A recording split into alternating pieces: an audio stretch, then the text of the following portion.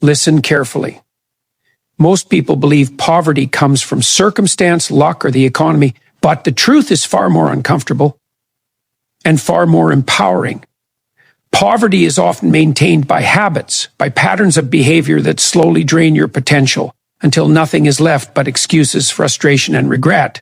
If you want to rise, if you want to build a life of strength, stability, and purpose, you must confront these habits with honesty, courage, and responsibility, because nothing changes until you do. Today, I want to show you the 3 habits that will keep you poor forever. Habits that millions repeat every single day without even realizing how destructive they are.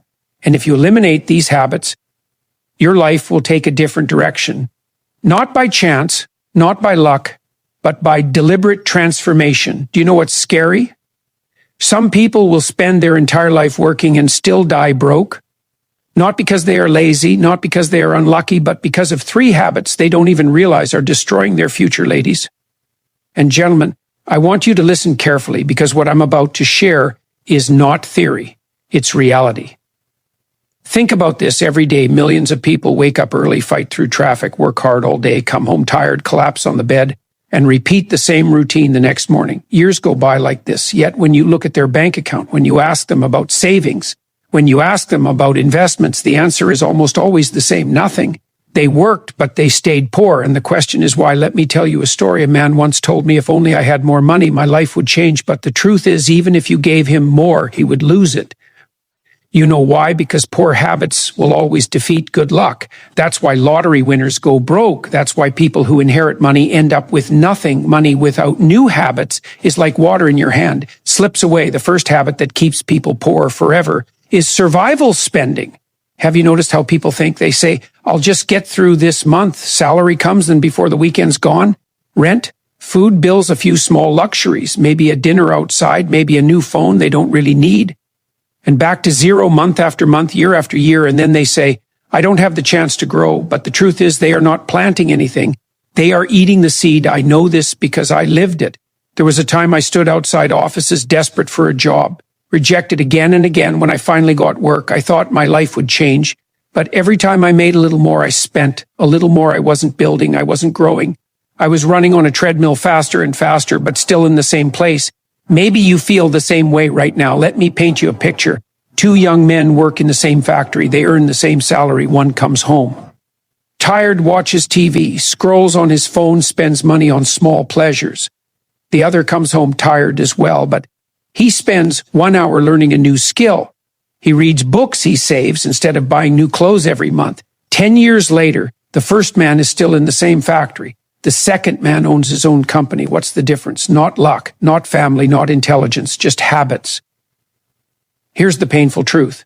Poor people stay poor because survival thinking never allows growth. When all you think about is, how do I make it through today? You never ask, how do I build for tomorrow? And the world rewards those who build, not those who survive. Look at J.K. Rowling, the author of Harry Potter. She was broke, raising a child alone, living on welfare. 12 publishers rejected her. She had every excuse to quit. She could have said, I'm poor, I have no chance. But instead of eating her seed, she planted it, she kept writing, and that seed became books, then movies, then an empire. She turned words into billions. That is not luck. That is a habit of growth. But here's the dangerous mindset most people carry. I don't have enough, so let me spend what I have to feel good right now. They buy things that look rich. Instead of investing in what makes them rich, they eat the seed, never planting it, ladies and gentlemen. If you eat the seed, you will always stay hungry. If you plant the seed, water it, wait, and protect it, one day you will sit under the shade of the tree. Let me give you another story. Oprah Winfrey, she was born into poverty. Abused as a child, working in a grocery store at 14. By every measure, she should have stayed poor forever. But she didn't. She didn't waste her life complaining or spending to escape the pain. She invested in her voice. She invested in her ability to connect. She turned her pain into power. Today, she is not only wealthy, but one of the most influential women in the world, not because of money at the start, but because of habits. And this is what I want you to remember. Poor people do not stay poor because they don't work hard. Some of the hardest working people in the world are broke. They stay poor because all their energy goes into surviving today Instead of building tomorrow, poverty is not only in the wallet, poverty is in the mind. Change the mind and you change the wallet, change the habits, and you change the future. So I ask you right now, are you surviving or are you growing? Are you chasing comfort or are you building skills? Do you spend to look rich or do you invest to become rich? Because the truth is, money follows habits, and until your habits change, your future cannot. Ladies and gentlemen, let me share with you the second habit that silently keeps people poor forever. It is the habit of falling into traps, money traps. These are not accidents. They are designed. They are in the ads. You see the sales in your malls, the apps on your phone. And if you don't recognize them, you will spend your entire life working hard and still end up with nothing. Think carefully. The moment most people get extra money, what do? Do they invest it? Do they save it? No, they buy something new. A phone, a car, a bigger TV, new clothes, a fancy dinner. They call it reward. But what they don't realize is this: poor people want to look rich while rich people want to stay rich. Warren Buffett still lives in the same house he bought decades ago. Meanwhile, a man earning $500 a month will happily take a loan to buy a $1,000 phone. That is the consumer trap. I once knew a man who worked very hard. The day he got a raise, instead of investing in himself or his family's future, he went to the bank, took a loan and bought a new car. He drove it proudly and people admired him, but every month half his salary went to pay the bank. That car didn't make him free. It made him a prisoner. That car didn't make him rich. It made the bank rich, and this is what happens when you confuse looking rich with being rich. Another trap is fear. Poor people are afraid to take risks. They say, I don't want to start a business. It's too risky. I don't want to invest. I might lose money. And so they put their savings in an account that gives 2% interest, while inflation eats 10%. They think they are saving, but in reality, their money is shrinking. What they don't realize is this: doing nothing is the biggest risk of all. When Jeff Bezos left his stable Wall Street job to start Amazon in a garage, people laughed. They called him crazy. They said he was throwing away his future. But he understood something most poor people never do. The biggest risk is not failing. The biggest risk is never trying. Today, Amazon is everywhere, and Bezos became one of the richest men in the world. But if he had played safe, he would have stayed comfortable, not wealthy. The third trap is procrastination. Poor people say, one day I will save, one day I will invest, one day I will start a business, but one day never comes.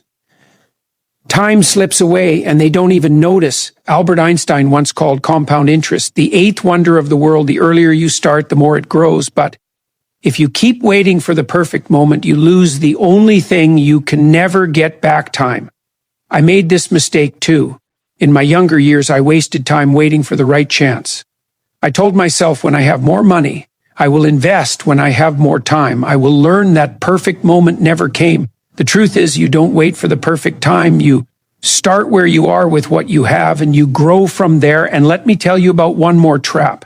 Environment. The people you surround yourself with will decide your future. If your 5 closest friends only gossip, complain, and waste time, guess what? You will gossip, complain, and waste time too. But if your 5 closest friends discuss ideas, investments, growth, and opportunities, you will rise with them. Show me your friends and I will show you your future. I once saw a group of young men. Some of them spent every night drinking, partying, wasting time.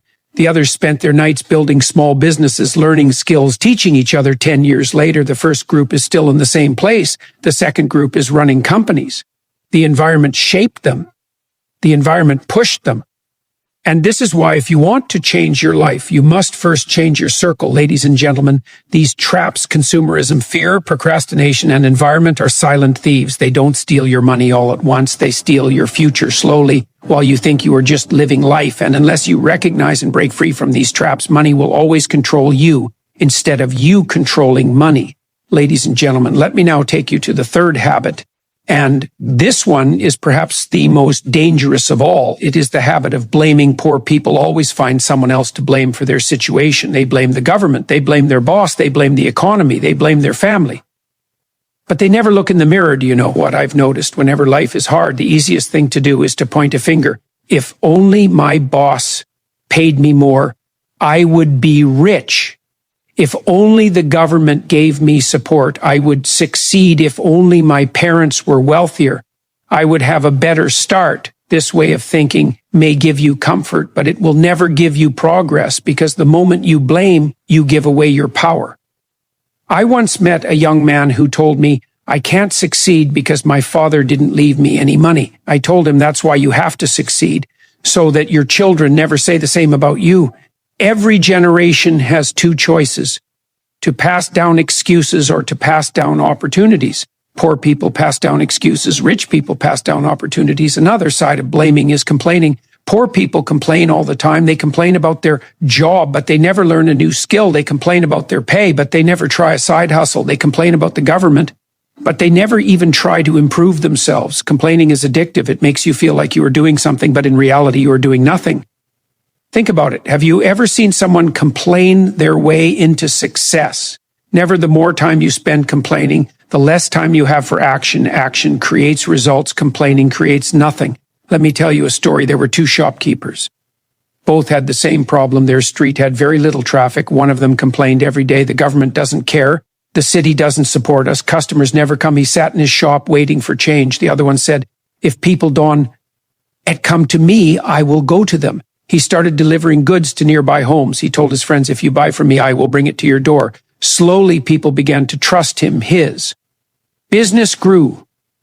The first shopkeeper is still there, sitting, waiting, complaining. The second shopkeeper is now the owner of a supermarket. Same street, same problem, different mindset. Ladies and gentlemen, the habit of blaming and complaining is like putting chains on your own legs. You think the world tied you down, but in truth, you tied yourself. And as long as you live with excuses, you will never break free. Let me tell you something powerful. Your future is not decided by the government or your boss or your parents. It is decided by the choices you make today. When you blame, you delay. When you take responsibility, you take control. And the day you stop saying, "It's not my fault," and start saying, "It's my responsibility," that is the day you begin the journey to wealth, freedom, and success. Ladies and gentlemen, let me end with something you must never forget. Poverty is not only about money.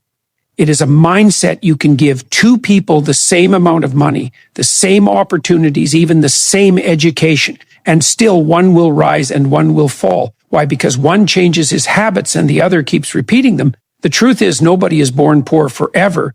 You may be born with nothing, but if you die with nothing, it is because you chose the wrong habits. I know that sounds harsh, but reality is harsh. Life does not reward excuses. Life rewards discipline, courage, and action. So let me ask you, how long will you wait? How long will you keep blaming, keep spending, keep procrastinating? How many years will you lose before you realize time is slipping away? 10 years from now, you will regret two things: the chances you didn't take and the habits you didn't change. I once heard a wise man say, "Chains of habit are too light to be felt until they are too heavy to be broken." When you are young, wasting 1 hour seems like nothing. Spending a little more than you earn seems normal. Complaining feels harmless. But year after year, these small habits pile up until one day you wake up at 40, 50, 60 and you realize it's too late. But here's the good news today. Right now you have a choice. You can break the chain. You can stop following the crowd. You can decide, "I will not live poor forever." Poverty is not your destiny. It is a temporary situation. If you choose to fight it, think about this. Every rich man you admire today was once unknown, struggling, doubted. Every success story you hear started with a decision, the decision to change habits. So if they could do it, why not you? Ladies and gentlemen, you must remember, success is not built in one day, but it is built daily. Your habits are your future. Change your habits and you will change your life. Stay trapped in them and no amount of luck or hard work will save you. So the question I leave you with is this: which habits will you take with you tomorrow? The habits that keep you poor forever or the habits that make you free? The answer, my friends, is in your hands. Now you have a choice. You can walk away from this speech, nod your head, feel motivated for a few minutes, and then go right back to the habits that are quietly destroying your future. Or you can decide right now that your life deserves more, that you deserve more. Break the habits that keep you poor. Build the habits that make you strong. Take responsibility. Seek growth over comfort. Think long term. Start today. Start with one decision. Start with one action. Start with one step, because the moment you choose transformation, your life begins to rise, your future begins to expand, and the world begins to feel open, possible, and yours. Now go, build the life you were meant to live, not someday, today. Thank you for listening, and don't forget to like and subscribe, my friends.